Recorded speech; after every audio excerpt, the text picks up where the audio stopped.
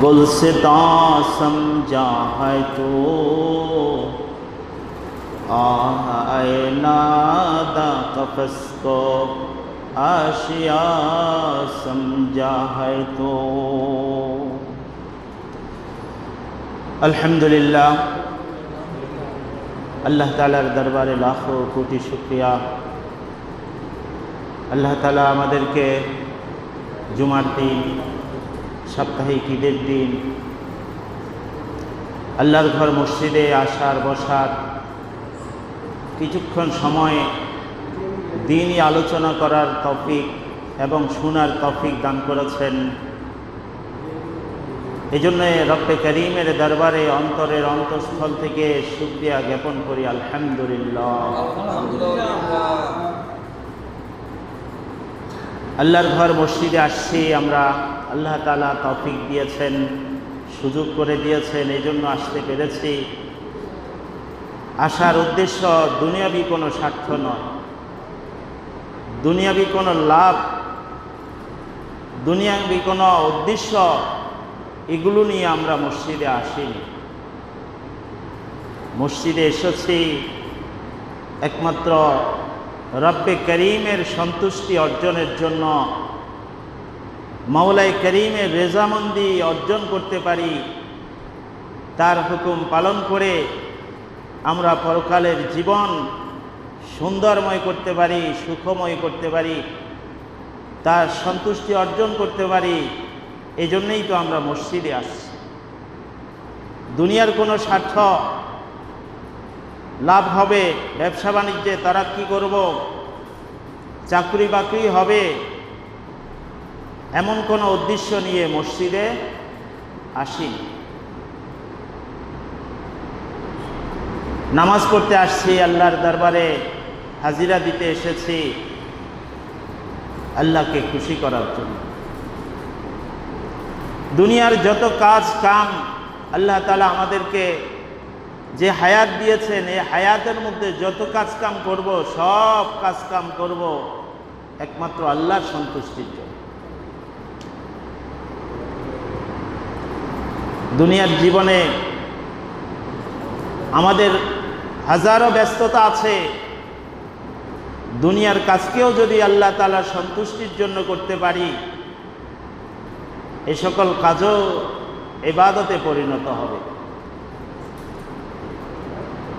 দুনিয়ার কাজ তো আল্লাহর জন্য করলে ইবাদতে পরিণত হবে, আর আল্লাহর কাজ, আল্লাহর জন্য যে সমস্ত ইবাদত করব, নামাজ পড়ি, রোজা রাখি, হজ করি, যাকাত দেই, এগুলোর মধ্যে অন্য কোনো উদ্দেশ্য থাকবে না, একমাত্র থাকতে হবে রেজায়ে মাওলা, আল্লাহর সন্তুষ্টি।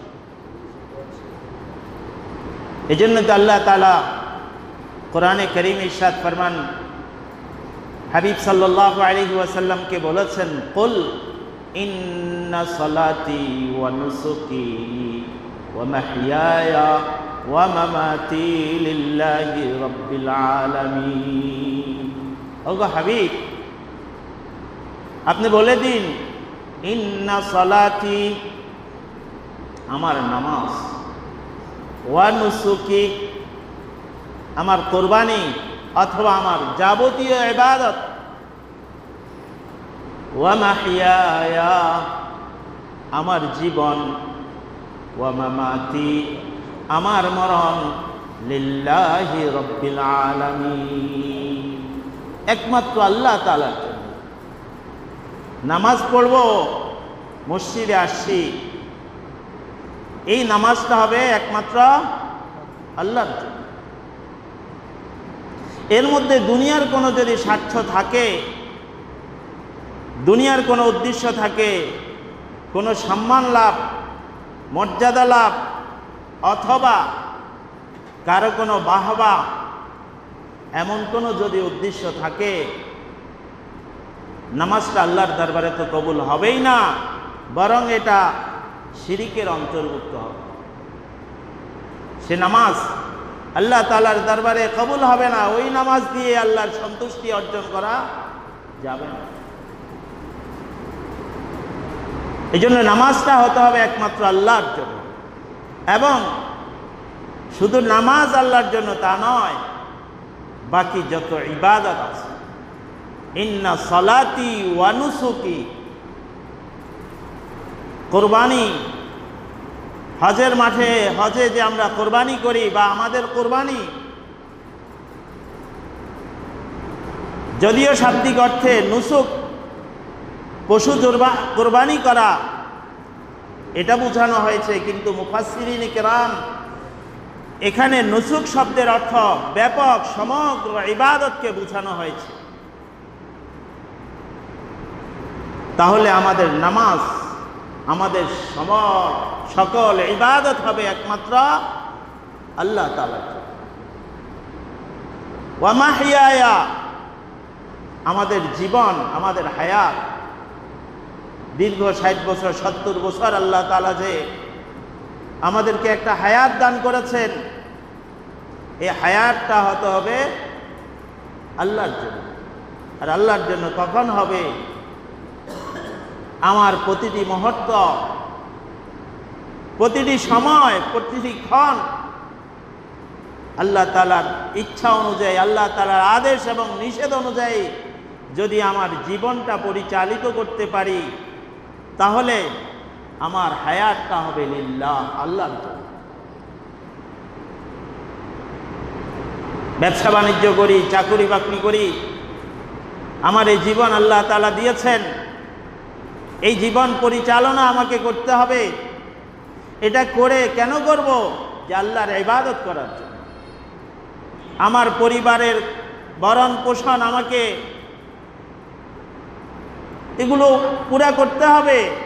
কেন করব? যে আল্লাহ তাআলার হুকুম মতে, আল্লাহ তাআলার মর্জি মতে আমার পরিবারকে আমি চালাবো, এই জন্য আমি ব্যবসা বাণিজ্য করি, চাকরি বাকরি করি। আর যদি উদ্দেশ্য এটাই থাকে, তাহলে আমার এই দীর্ঘ হায়াতটা হবে লিল্লাহ, আল্লাহর জন্য, আল্লাহকে সন্তুষ্ট করার জন্য। এটাই বলেছেন আল্লাহ তাআলা যে আমার হায়াত যাতে আল্লাহর জন্য হয়, আর মৃত্যুটাও হবে আল্লাহর জন্য। ইন্না সালাতি ওয়া নুসুকি ওয়া মাহইয়ায়া ওয়া মামাতি লিল্লাহি রাব্বিল আলামিন। আমরা যে মসজিদে আসছি ইবাদত করার জন্য, নামাজ পড়ার জন্য, তাসবিহ তাহলিল আদায় করার জন্য, এই ইবাদতটা হবে একমাত্র রব্বে করিমের সন্তুষ্টি অর্জনের জন্য, আমাদের মাবুদকে, মাওলাকে সন্তুষ্ট করার জন্য। অন্য কোনো উদ্দেশ্যে, দুনিয়াবি কোনো উদ্দেশ্যে আমরা ইবাদত করি না, করব না ইনশাআল্লাহ।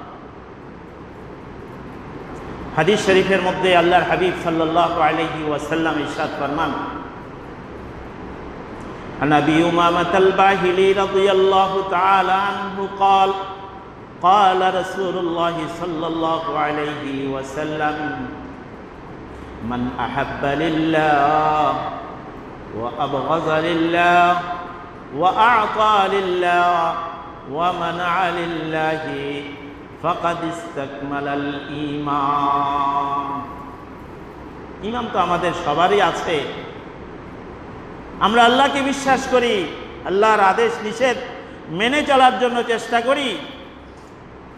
ইমানের পূর্ণতা, আল্লাহর হাবিব সাল্লাল্লাহু আলাইহি ওয়াসাল্লাম বলেন, ইমানের পূর্ণতা একজন মুসলমান তখনই লাভ করতে পারবে, তখন তার ইমানটা পূর্ণ হবে যখন মান আহাব্বা লিল্লাহ, যে কেউ, কোনো মুসলমান অপর কোনো মুসলমানকে ভালোবাসে, এই ভালোবাসাটা হবে লিল্লাহ, আল্লাহ। মুসলমান ভাই, পাড়া প্রতিবেশী, আত্মীয় স্বজন, এদেরকে ভালোবাসবো, এদের সাথে আন্তরিকতা রাখবো, আমার রিজিকে বরকত হবে, আমার হায়াতের মধ্যে বরকত হবে। কিন্তু এই যে সম্পর্ক রাখবো, এই সম্পর্ক রাখাটা হবে আল্লাহর জন্য হতে হবে। আল্লাহর একজন বান্দা, আমার ভাই, আমার পাড়া প্রতিবেশী, আমার আত্মীয় স্বজন, দেখা সাক্ষাৎ করব, তাদের খোঁজ খবর নেব, এর দ্বারাই দুনিয়াবি কোনো ফায়দা হবে এমন নয়, এই উদ্দেশ্য নিয়ে নয়, বরং আল্লাহকে খুশি করার জন্য। আত্মীয়তার বন্ধন দিয়েছেন কে? এই জন্য আল্লাহর হাবিব বলেন, মান আহাব্বা লিল্লাহ ওয়া আবগাযা লিল্লাহ, কারো সাথে আমি শত্রুতা রাখবো, আমি দূরত্ব বজায় থাকবো, তার থেকে দূরে থাকবো, এই দূরে থাকাটাও হতে হবে আমার লিল্লাহ, আল্লাহর জন্য। সে একজন নামাজ পড়ে না, সমাজের বাহিরের লোক, আমি যদি তার সাথে সম্পর্ক রাখি তাহলে হয়তোবা আমি দিন থেকে দূরে সরে যাব, আমার যে আমল আছে এই আমল থেকে দূরে সরে যাব, অথবা তার সাথে সম্পর্ক রাখলে আমি ধর্ম থেকে বিচ্যুত হব, সিরাতুল মুস্তাকিম থেকে বিচ্যুত হব। এই জন্য তার থেকে একটু এড়িয়ে চলি, দূরে চলি। এই দূরে চলাটাও হতে হবে আমার লিল্লাহ, আল্লাহর জন্য। এই জন্যে সমাজে যারা অনেক নামাজি মুরব্বীরা আছেন, অনেক নামাজি যুবকরা আছেন, ইবাদত করে, তারা চিন্তা করে আমি যদি দোকানে বসি আমার সময়টা নষ্ট হবে, বন্ধু বান্ধবের সাথে যদি আড্ডা দেই আমার সময় নষ্ট হবে। এই জন্য তারা চিন্তা করে যে আমার সময় যাতে নষ্ট না হয়, আমি যাতে আমার সময়টাকে আল্লাহর ইবাদতের পিছনে ব্যয় করতে পারি, এর জন্য তারা দোকানপাটে আড্ডা দেয় না। সামাজিক অনেক কাজকাম আছে ওগুলোর সাথে অংশগ্রহণ করে না, যার দ্বারা তার ঈমান নষ্ট হবে, তার আমলের মধ্যে ঘাটতি হবে, এমন কাজে তারা অংশগ্রহণ করে না। কেন? যে তার ঈমানের ক্ষতি হবে, ঈমানের মধ্যে কমতি আসবে। কোনো ভাই বেরাদর আত্মীয় স্বজন সে দিন থেকে অনেক দূরে, আমি যদি তার সাথে সম্পর্ক রাখি হয়তোবা তাকে দিনের দিকে আনতে পারবো না, বরঞ্চ আমার যে আমি দিনের উপর চলি এটা নষ্ট হওয়ার সম্ভাবনা যদি থাকে তাহলে তার থেকে দূরে থাকাটাই উত্তম। এই জন্য আল্লাহর হাবিব বলেন, ওয়া আবগাযা লিল্লাহ, কারোর সাথে আমি দূরত্ব বজায় চলি। কেন? এই দূরত্ব বজায় চলাটাও আল্লাহ। মান আহাব্বা লিল্লাহি ওয়া আবগাযা লিল্লাহি ওয়া আতা লিল্লাহি ওয়া মানআ লিল্লাহ ফাকাদ ইসতাকমালাল ঈমান। আল্লাহ তাআলা দুনিয়ার জমিনে দুনিয়ার ভারসাম্যতা রক্ষা করার জন্যে কাউকে অনেক টাকা পয়সা আল্লাহ তাআলা দিয়েছেন, সম্পদের মালিক করেছেন, টাকা পয়সা অর্থ করি সব দিয়েছেন, কোনো জিনিসের অভাব দেননি। আবার কাউকে আল্লাহ তাআলা কিছুই দেননি, চলার মতো কোনো রকম ব্যবস্থা দিয়েছেন, টাকা পয়সা অর্থ করি এমন বিপুল হারে আল্লাহ তাআলা দেননি। আল্লাহ তাআলা যাকে যে পরিমাণ দেওয়ার আল্লাহ তাআলা চেয়েছেন তাকে ওই পরিমাণ দিয়েছেন। এই জন্যে আমাকে শুকরিয়া আদায় করতে হবে, আল্লাহ আমাকে যতটুকু ভালো মনে করেছেন, মুনাসেব মনে করেছেন, আল্লাহ তাআলা আমাকে ওই পরিমাণ দিয়েছেন। লাখ টাকার মালিক, কোটি টাকার আল্লাহ তাআলা সম্পদের মালিক করেছেন। কে করেছেন? আল্লাহই করেছেন।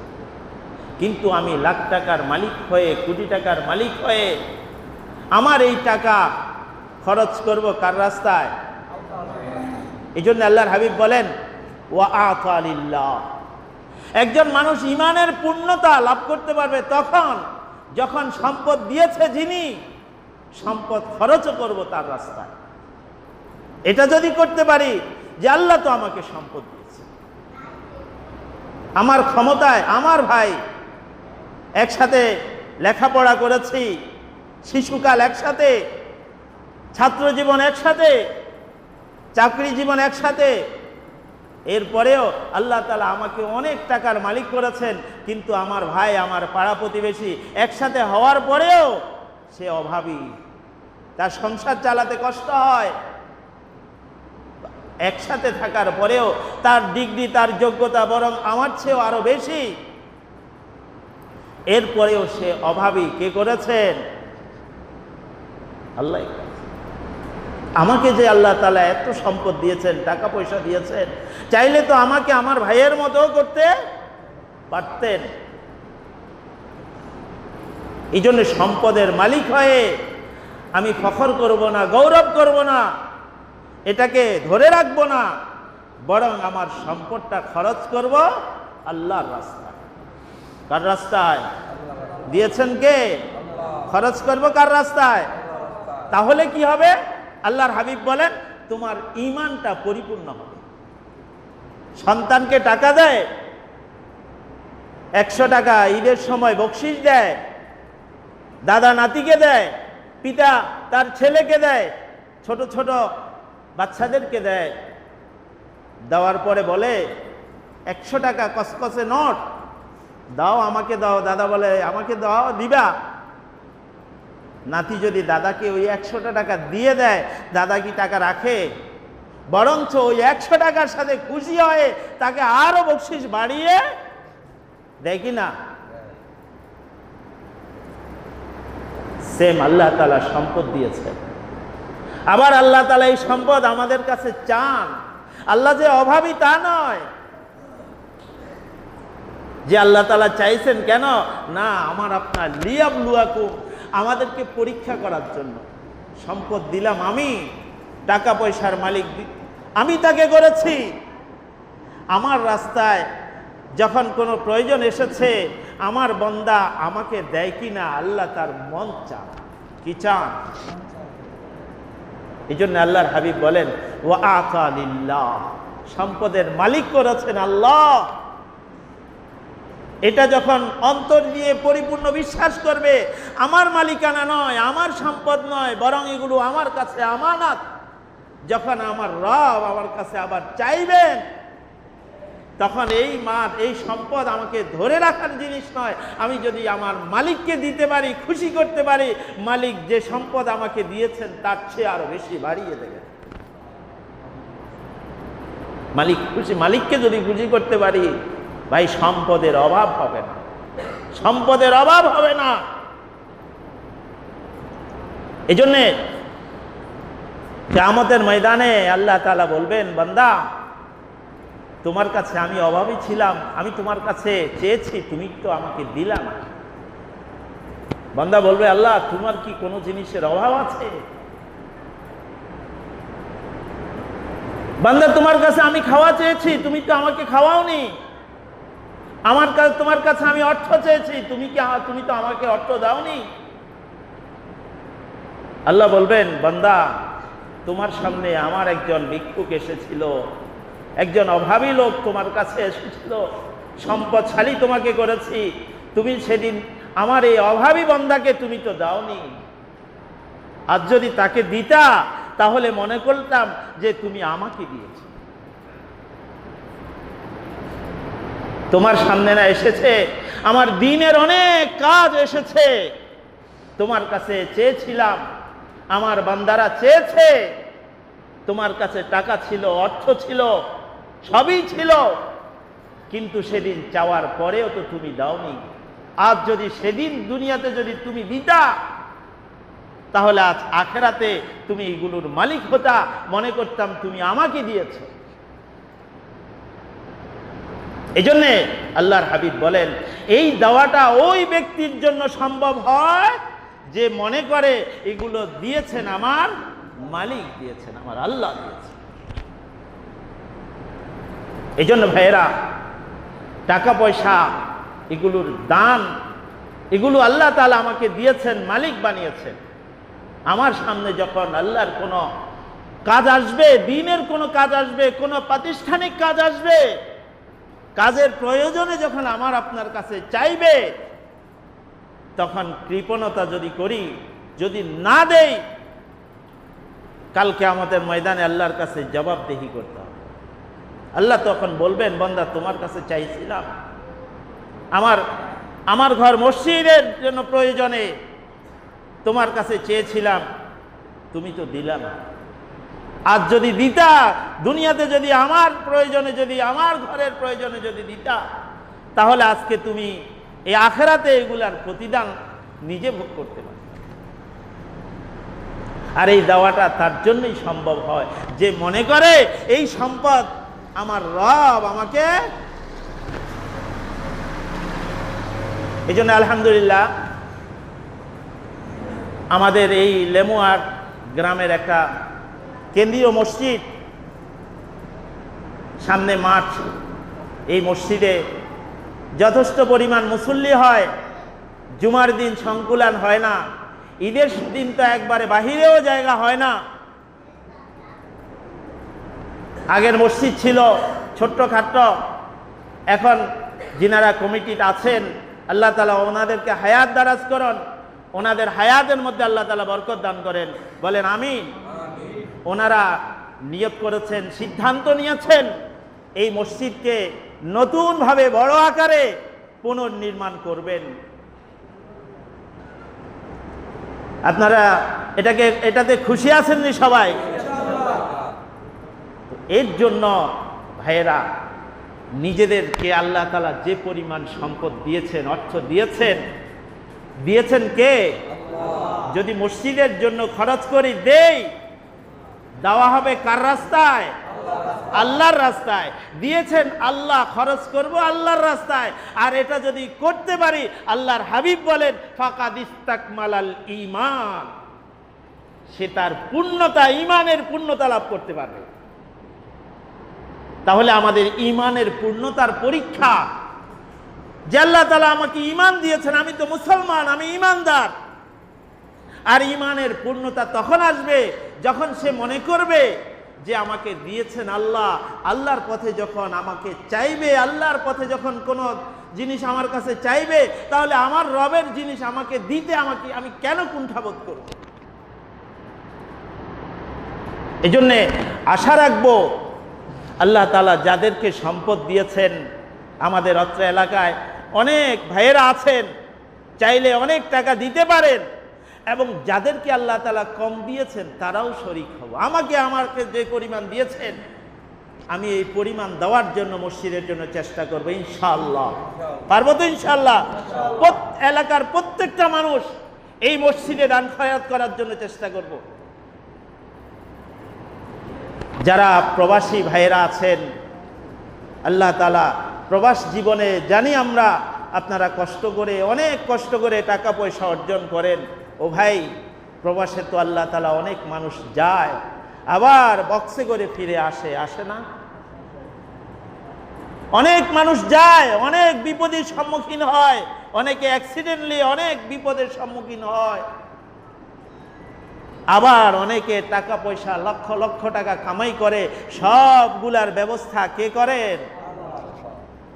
মনে করবেন না যে প্রবাস জীবনে আমি কোটি কোটি টাকা কামাই করি, এটা তো আমার শ্রম, আমার কষ্ট না। ভাই, আপনার চেয়ে আপনি হয়তো 5 লাখ টাকা খরচ করে প্রবাসী গিয়েছেন, এমনও তো ভাই আছে যে 10 লাখ টাকা খরচ করে আবার ভাগ্যের কি নির্মম পরিহাস, তাকে আবার দেশে ফেরত আসতে হয়েছে, আছে না? তো ভাই, আপনাকে যে আল্লাহ তাআলা 2-4 টাকা কামাই করার শক্তি দিয়েছেন, কে দিয়েছেন? এই জন্য ভাই, যারা প্রবাসে আছেন, ভাই বেরাদর, আত্মীয় স্বজন, পাড়া প্রতিবেশী, বন্ধু বান্ধব, মসজিদের কাজে, আল্লাহর কাজে, এটা যখন মনে করবেন যে প্রবাস জীবনে কামাই করার শক্তি দিয়েছেন কে? সুস্থ রেখেছেন কে?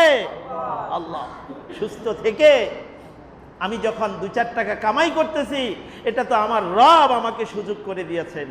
কাজে রব যখন আমার কাছে চাইবে, রবের ঘর নির্মাণের জন্য যখন আমার কাছে চাইবে, আমি যদি কুণ্ঠাবোধ করি, আল্লাহ না করুক, হয়তো অন্য কোনো কাজে, অন্য কোনো অ্যাক্সিডেন্টলি কোনো অবস্থার মধ্যে আমাকে পরিণত হয় কি না, এটা চিন্তা করবো। আল্লাহ তাআলা সবাইকে হেফাজত করেন, বলেন আমিন। তবে খেয়াল রাখবো, যখন মসজিদ নির্মাণ, মসজিদের কাজ, এর চেয়ে বড় কাজ আর কি হতে পারে দুনিয়ার বুকে? আল্লাহর হাবিব সাল্লাল্লাহু আলাইহি ওয়াসাল্লাম ইরশাদ ফরমান, মান বানা লিল্লাহি বাইতান বানাল্লাহু লাহু ফিল জান্নাতি বাইতা। মান বানা লিল্লাহি মাসজিদান বানাল্লাহু লাহু ফিল জান্নাতি বাইতা। কোন বান্দি যদি মসজিদ, আল্লাহর ঘর নির্মাণ করে, আল্লাহ তাআলা জান্নাতে তার ঘর নির্মাণ করে দেন।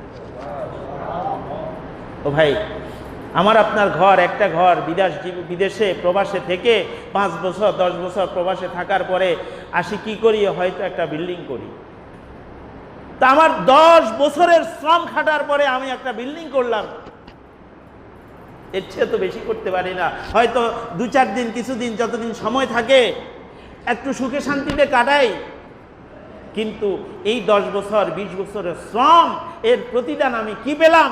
হয়তো দেশে একটা বিল্ডিং করলাম, কিন্তু আল্লাহর রাস্তায় আমি যদি একটা ঘর নির্মাণ করি, আল্লাহর হাবিব সাল্লাল্লাহু আলাইহি ওয়াসাল্লাম গ্যারান্টি দিচ্ছেন আল্লাহ তাআলা জান্নাতে তার জন্য ঘর নির্মাণ করবেন।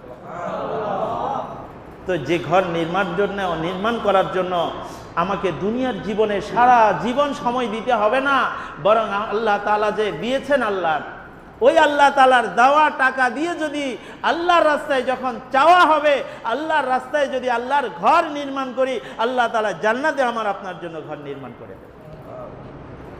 এই জন্য ভাই, যারা প্রবাসী আছি তাদের কাছে অনুরোধ থাকবে যে যেখানেই যখন আপনার কানে এই আওয়াজটা যাবে, এই দাওয়াত যাবে, আপনি মসজিদের সাথে যারা কমিটি আছেন ওনাদের সাথে যোগাযোগ করবেন। নিজে পারেন, নিজের যতটুকু সাধ্য আছে, সামর্থ্য আছে তা তো দেব নেই, নিজের বন্ধু বান্ধব যারা প্রবাস জীবনে অনেকেই আছে না, এমনও তো বন্ধু আছে কোটি কোটি টাকার মালিক, ভাই আপনার জন্য নয়, আপনার আল্লাহর ঘর মসজিদের জন্য যদি আপনার একটা কথায় যদি একটা মসজিদের ভবন হয়ে যায়, কাল কিয়ামতের ময়দানে এই উসিলে আপনাকেও তো আল্লাহ তাআলা নাজাত দিবেন। আপনার মালিক, যার আন্ডারে আপনি চাকরি করেন, যে আপনার কফিল, কোটি কোটি টাকার মালিক, আপনি একজন বিশ্বস্ত তার কর্মচারী, তার এখানে চাকরি করেন, আপনার যদি একটা কথায় আপনার মালিকের মনটা গলে যায়, এই আল্লাহর ঘর মসজিদের জন্য যদি তার কিছু অনুদান আসে, আপনি দিতে পারলেন না, কিন্তু মালিক যে পরিমাণ দিয়েছে, উসিলা মাধ্যম তো আপনি, আপনার উসিলায় যদি হয়ে থাকে, আল্লাহ তাআলা আপনাকে ও পরিমাণ সওয়াবের ভাগী আল্লাহ তাআলা আখিরাতে করবেন। এই জন্য ভাইয়েরা, যারা প্রবাসে আছেন, মসজিদের জন্য যখন আপনার কাছে যাবে, আপনি নিজে চেষ্টা করবেন, বন্ধু বান্ধবের কাছে আলোচনা রাখবেন, এবং আপনাদের কফিল যারা আছেন, বিদেশের লোক যারা আছেন, এমনও হাজারো কফিল আছেন যে পুরা মসজিদ একাই নির্মাণ করে দেয়।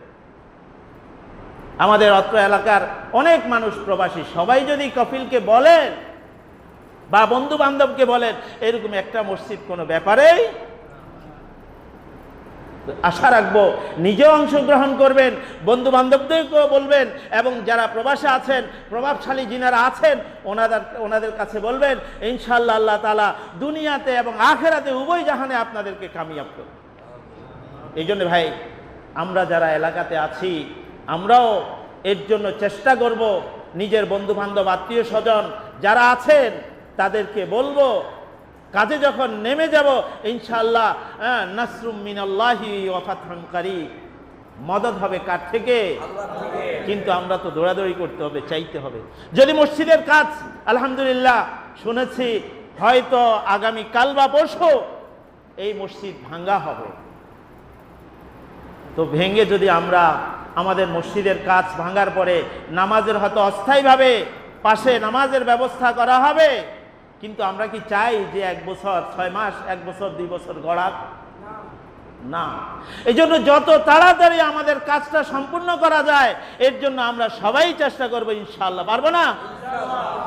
যাদের টাকা আছে, আল্লাহ তাআলা টাকা দিয়েছেন, তারা টাকা দিয়ে, যাদেরকে আল্লাহ তাআলা টাকা পয়সা ওইভাবে দেননি, তাদের শ্রম দিয়ে, টাকা দেননি তো কি হয়েছে, আমার শ্রম তো আছে, আমি যুবক, আমার শক্তি আছে, আমার ক্ষমতা আছে, আমি মসজিদের জন্য যা যা করার আমি করতে পারবো না? ইনশাআল্লাহ।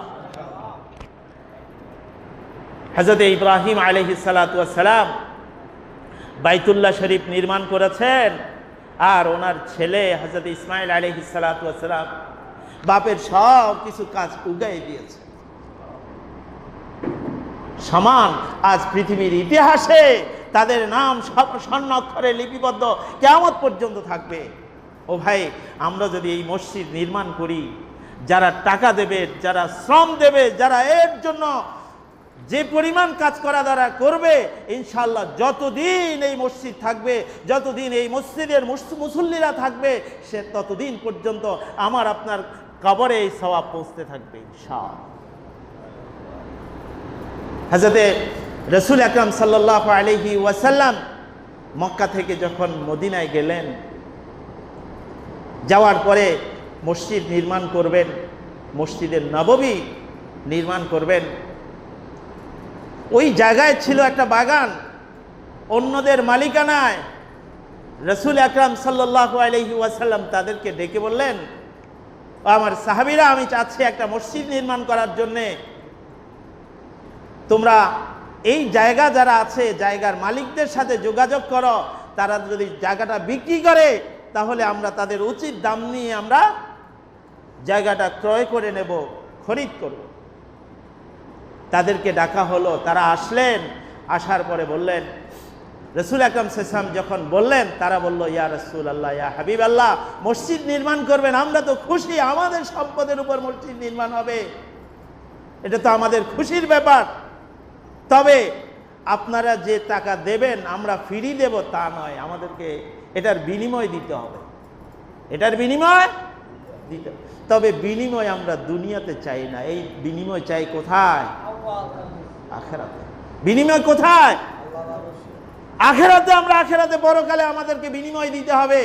আল্লাহর হাবিব সাল্লাল্লাহু আলাইহি ওয়াসাল্লাম খুশি হয়ে, ও ভাই, এই মসজিদের জন্য আমরা কাজ করব, বিনিময় দুনিয়ার কোনো ব্যক্তি আমাদের বিনিময় দেওয়ার উপযোগী দিতে পারবে না।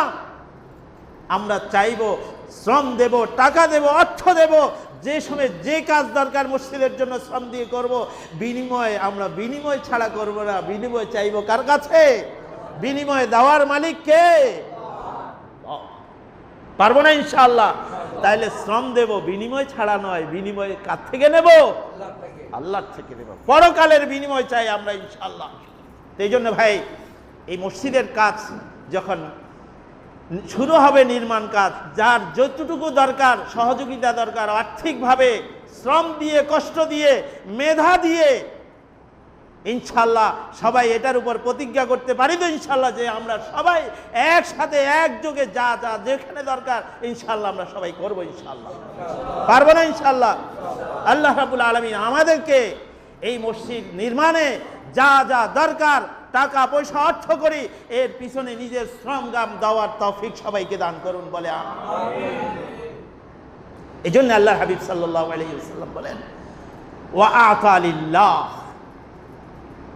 আমি আমার শ্রম, আমার এই শক্তি দিয়েছেন কে? আমার রব, আমার মালিক। আমার আপনার বয়সের অনেক মানুষ আজ দেখেন হসপিটালে কাতরাচ্ছে, কারো হাত নাই, কারো পাও নাই, পঙ্গু অবস্থায় জীবন যাপন করছে, কত কষ্ট। আমাকে আপনাকে সুস্থতা দান করেছেন আমার আপনার মালিক একমাত্র আল্লাহ। আমাকে তো হসপিটালে যেতে হয়নি। ও ভাই, এটা ভাবেন, আমাকে যদি আজকে হসপিটালের বেডের উপর শুয়ে থাকতে হতো, কত টাকা, লক্ষ লক্ষ টাকা আমার পিছনে যেত, ব্যয় করতে হতো। ও ভাই, আল্লাহ তাআলা তো আমাকে অনেক শান্তিতে রেখেছে, অনেক শান্তিতে রেখেছেন। তো আমার টাকার অংশ মনে করি না। আমাকে যদি ওখানে যেতে হতো, লক্ষ লক্ষ টাকা ওখানে ব্যয় করতে হতো, আমার সে লক্ষ লক্ষ টাকা নয়, আমার সাধ্য অনুযায়ী আমি আল্লাহর রাস্তায়, আল্লাহ যে আমাকে সুস্থ রেখেছেন, এই জন্য আল্লাহ আমার কাছে চাচ্ছেন আমি আল্লাহর রাস্তায় দেব ইনশাআল্লাহ। দিব না ইনশাআল্লাহ? নির্দ্বিধায় আল্লাহর রাস্তায় দেব। আল্লাহ তাআলা দুনিয়াবি সমস্ত বিপদ আপদ থেকে আল্লাহ তাআলা রক্ষা করে। টাকা পয়সা আল্লাহর রাস্তায় যখন দান করি, আল্লাহ তাআলা টাকা পয়সার মধ্যে বরকত দেবেন, বিপদ আপদ থেকে আল্লাহ তাআলা নিরাপদে রাখবেন।